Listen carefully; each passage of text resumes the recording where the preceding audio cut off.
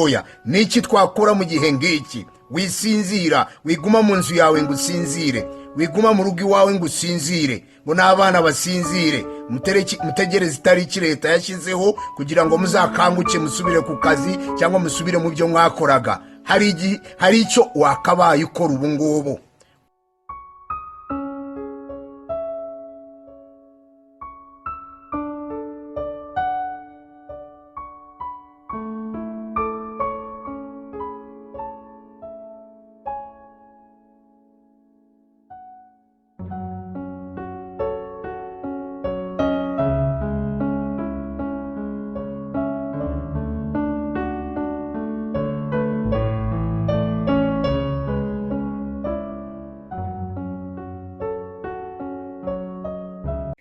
Bene data nshuti zacu bakundwa, turabashuhuje mu izina ry'umwami wacu Yesu Kristo. Bene data bakurikiye kuri televiziyo ivugira kuri YouTube, turabashuhuje mu izina ry'umwami wacu Yesu Kristo. Turizera tudashidikanya ko mukurikira muri benshi kandi murimo gufashwa n'ibiganiro biriho bitambuka kuri iyi televiziyo ivugira kuri YouTube. Imana ibaha umugisha cyane. Turashimira Imana kubw'umutwaro Imana yashyize ku mutima wa mwene data Rev Kumbi agatangiza runo rubuga. Imana imuha umugisha cyane kuri iyi televiziyo ivugira kuri YouTube yitwa Shakma, niba mbivuze neza mu Kinyarwanda. Ni Samugari, wari umuvunyi wa Isirayeli ngira ngo wa gatatu mu gitabo cy'abacamanza. Imana imuha cyane. Ngiye mureba kandi mwumva ni Pasiteri Mbanzabugabo Christopher, pasiteri w'ingando y'urukundo hano i Kayonza. Nishimiye kandi nishimiye n'Imana ko impaye umwanya nk'uyu wo kubaramutsa bene data bakundwa aho muri hose. Imana ibaha umugisha cyane. Ntatinze reka tubanze dusome ijambo ry'Imana mu gitabo cya Matayo ibice 8 n'umurongo wa 23. Ahantu ngiye gusoma ubasha kuhabona muri Bibiliya yawe, muri Mariko ibice 4 n'umurongo wa 35 kugera kuri 41, ndetse no muri Luka ibice 8 n'umurongo wa 22 kugera ku 25. Ariko ngiye gusoma inkuru igaragara muri Matayo ibice 8 n'umurongo wa 23 tugeze kwa 27. Yikira mu bwato, abigishwa be bajyana nawe.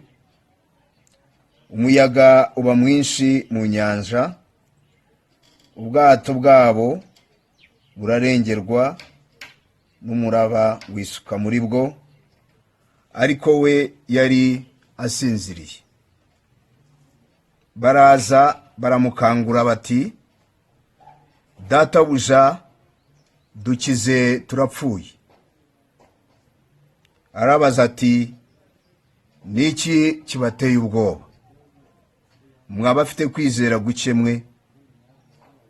Maze arabyuka acyaha umuyaga n'inyanja, biratuza rwose. Abantu baratangara bati, uyu ni muntu ki? Umuyaga n'inyanja nabyo biramwumvira. Baratangara cyane, baravuga bati, uyu ni muntu ki umuyaga n'inyanja kumwumvira? Kadusenge. Mwami Imana, turagushimiye kubw'aka kanya duhaye, tugushimiye kubw'abana bawe bakurikira muri aka kanya. Turagusabye kugira ngo ugire uvugana nawe, ugire uvugana n'ubugingo bwe, kugira ngo amenye ko ikibazo arimo n'ingorane arimo atari iby'igihe cyose. Igihe cy'umuraba we n'igihe cy'ibigeragezo bye kiza kugera, Mana igira neza kikarangira. Ndagusaba kugira ngo uhe umugisha ijambo ryawe n'abaryumva mu izina ry'umwami wacu Yesu Kristo. Imana ibaha umugisha cyane. Turashimira Imana ku bw'aka kanya, kandi hari ijambo rigufi nshaka gusangira namwe mu bihe nk'ibi, ibihe biruhije kandi ibihe bigoye, ibihe amahanga yabuze igisubizo, ibihe amahanga yabuze uko yabigenza, ibihe amahanga yabuze uko yabyitwaramo. Abanyabwenge nta gisubizo bafite, abakire nta gisubizo bafite, ibikomangoma nta gisubizo bifite, ndetse hirya no hino ibintu byose byanze, uretse ikintu kimwe kiriho gushishikarizwa abantu, ni ukuguma mu mago yabo, ni ukuguma mu mazu, ni ukuguma mu mago yabo. Ntibazi igisubizo kibiriho bijya imbere, ntibazi niba bizarangira ryari, ntibazi niba bizahagarara ryari. Gusa ni ukuguma no gushishikariza abantu kuguma mu mazu. Ni byiza kuko ubwenge bw'umuntu bufite aho bugarukira. So uyu munsi ndashaka kugira ngo ngire ikintu kigufi mvugana namwe muri minota mike mfite, cyerekeranye n'iyi mibereho turimo, dushingiye kuri iki cyanditswe tumaze gusoma muri Matayo 8:23 kugera ku 27. Yesu Kristo yaramaze gukora umurimo w'ivugabutumwa, akije abarwayi benshi, kubera ko yari mu mubiri yarananiwe cyane. Nuko Imana imuhishurira ko hari imirimo yindi agomba gukora hakurya y'inyanja ya Galilaya. Ibyanditswe biravuga ngo abwira abigishwa be ngo tujye mu bwato twambuke tujye hakurya. Biravuga ngo bageze hagati mu nyanja, umuraba uba mwinshi, inyanja irahindukira, haba ibibazo bikomeye cyane hagati mu nyanja. Baragashya, bagerageza uko bashoboye, ariko ntibashobora na rimwe guturisha uwo muyaga. Petero yakoze ibishoboka nk'umurobyi w'umuhanga, nk'umuntu wari umenyereye inyanja, mbere yuko agira icyo akora, mbere yuko akangura Yesu, mbere yuko ahamagara Yesu kugira ngo aze yinjire mu kibazo. Nta kuntu abigishwa batabigenje. Abigishwa baragashije, baragerageje uko bashoboye, babikoze uko bashoboye, ndetse ibyanditswe byera biratwereka ko bashyize mu bwenge bwabo. Ugiye gusoma muri Luka 8:22 kugera kuri 25, ntako batagize, ariko nta na kimwe bashoboye kugeraho. Ibyanditswe byera biratubwira bananiwe, batsinzwe, nk'uko wananirwa mu mibereho urimo, wakoze ibishoboka byose, wagerageje kugashya, wagerageje gushyiramo ubwenge bwawe, wagerageje gushyiramo ubushobozi bwawe n'ubumenyi bwawe, ariko ibintu bikanga. Bene data, ibintu bijya byanga, ibintu bijya byanga kugira ngo Imana yerekane ko ariyo ikomeye muri byose. Ubwenge bw'umuntu bujya buhagarara kugira ngo Imana yerekane ko nayo ihari, kandi turi nayo muri iyi nkuge y'ubu buzima tugenderamo. Turi mu nkuge tugenderamo, turi mu bwato tugenderamo, turiho turambuka, hari aho tujya, turavanze, turi ikivangirane, turi abantu batandukanye, ariko muri ubu bwato tugenderamo, muri iyi si turimo, harimo abantu, haleluya, bafitanye gahunda n'umwami wacu Yesu Kristo, bagendana n'umwami wacu Yesu Kristo uko bukeye uko bwije. Ubwato bwabo ntabwo burimo ubusa, ahubwo burimo umugabo witwa umwami wacu Yesu Kristo. Iyo ibintu byanze, iyo imiti yanze, iyo ubwenge bw'abanyabwenge bwanze, iyo ubupfumu bwanze, iyo waraguje bikanga, iyo wagiye ku bapfumu hirya no hino ukaraguza bikanga, haba hakiri ibindi byiringiro. Uramutse uhinduye umutima wawe uramutse ugaruye umutima wawe ukamenya ko umwami wacu Yesu Kristo ahari, ukihana ugahindukira ukagarura ubuzima bwawe ku Mana, hari icyo Imana yagukorera, hari icyo Imana yagufashamo. So niyo mpamvu nshatse kugira ngo mbaze iki kibazo: niki twakora mu gihe cy'ibyago nk'iki gihe turimo? Ese niki tubasha gukora igihe ba muganga bananiwe?